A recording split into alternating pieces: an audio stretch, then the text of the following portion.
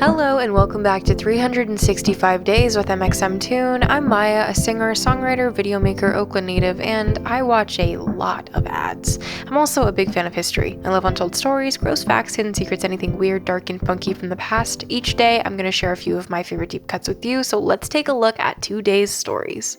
It's 365 with mxmtoon. New facts every day, so don't leave too soon. I'm gonna teach you stuff, no it won't be tough. Gonna go a year till you've had enough. It's 365 mxmtoon. Today, in 1971, commercials for cigarettes were banned from television by the federal government. This change came through a piece of legislation called the Public Health Cigarette Smoking Act. In addition to banning TV ads or cigarettes, it required stronger health warnings on cigarette packs. Warning: the Surgeon General has determined that cigarette smoking is dangerous for your health. About 8 months before, Richard Nixon had signed legislation that banned cigarette ads from appearing on TV or on the radio, and he gave the cigarette companies and television providers 8 months to let the ban go into effect. But it all started long before that, with a 1964 report from the Surgeon General, Luther Terry. The milestone discoveries of the report included that smoking could cause lung cancer and chronic bronchitis. Congress passed several bills as a result of the report. First, the Cigarette Label and Advertising Act required that cigarettes carry a health warning. Then, the Federal Trade Commission recommended that the warnings all be made in the name of the Surgeon General.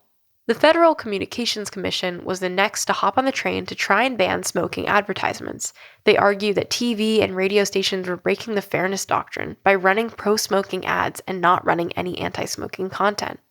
This was the latest in a long battle to make television portray smoking as not appealing rather than, appealing. In 1967, part of the fairness doctrine required that TV stations had to broadcast one anti-smoking commercial for every 3 cigarette ads. The number of smokers in the U.S. began to decline. Due to the success of these measures, Congress started to brainstorm bills in 1969 that would ban smoking ads entirely. Tobacco firms, of course, hated this idea and put lots of money behind making sure that it would not happen. At the time, tobacco firms were the largest advertisers on television. For the moment, the tobacco lobby managed to block action from Congress. Eventually, Big Tobacco relented, figuring that if they stopped running TV ads, they could spend that money on other advertising media. And if tobacco lobbyists agreed to pull TV ads, then the anti-smoking TV ads would also likely stop. They figured the loss might be an overall win. Initially, Nixon wasn't a fan of smoking bans either. He was a smoker himself and is said to have smoked 8 pipes full of tobacco per day at some points in his life. But pressure from public health organizations got him on board, at least for the public eye. The smoking ads on TV ban went into effect on January 2, 1971 at midnight. The cigarette companies had a last hurrah of smoking commercials during the New Year's Day college football games. The very last televised cigarette ad in the United States aired at 11:50 p.m. during The Tonight Show starring Johnny Carson. The ban kind of had the opposite of its intended effect. Instead of smoking rates decreasing, they increased. The FTC reported in 1981 that the ban had done little to change smoking habits, so Congress passed another anti-smoking doctrine, the Comprehensive Smoking Education Act, that required even more specific health warnings about the dangers of cigarettes. The tobacco industry refused to be dissuaded by the law. They came up with lots of new marketing strategies and ways to attract new customers. Tobacco companies began to focus on marketing towards teenagers to make smoking seem cool, and the effect worked. And smoking rates among adolescents had risen from 1% in 1988 to 13% in 1993. Despite the rise in smoking among the general population, and teenagers specifically after the smoking ad bans, I would be remiss not to mention that smoking is indeed very bad for you. Smoking cigarettes harms not just your lungs, but nearly all of your organs.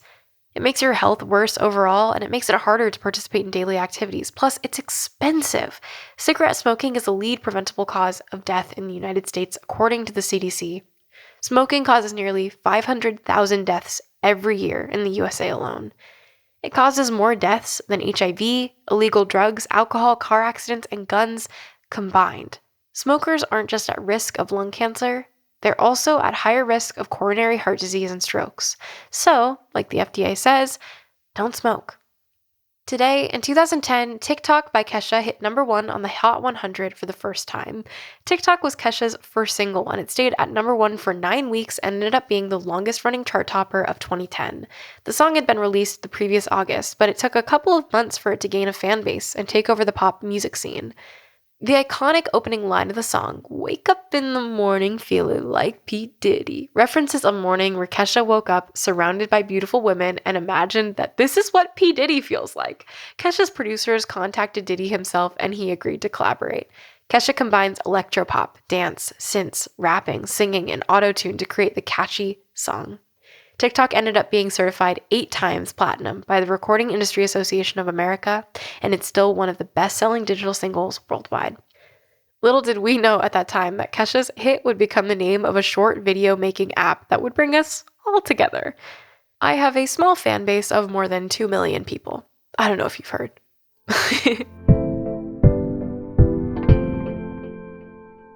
And now for our final segment of the day, I'll be going into my own photo archives to see what I was up to on a January 2nd in my life. January 2nd, 2020, I went to Nara, which is a city in Japan that is well known for its deer that you can feed and they bow to you. And I think about these deer so often. I would go back just for them. I miss them dearly. It was so cool. I wish that I could go to that park with every single person I know. We could just feed deer and bow to them. Oh, so fun. So fun.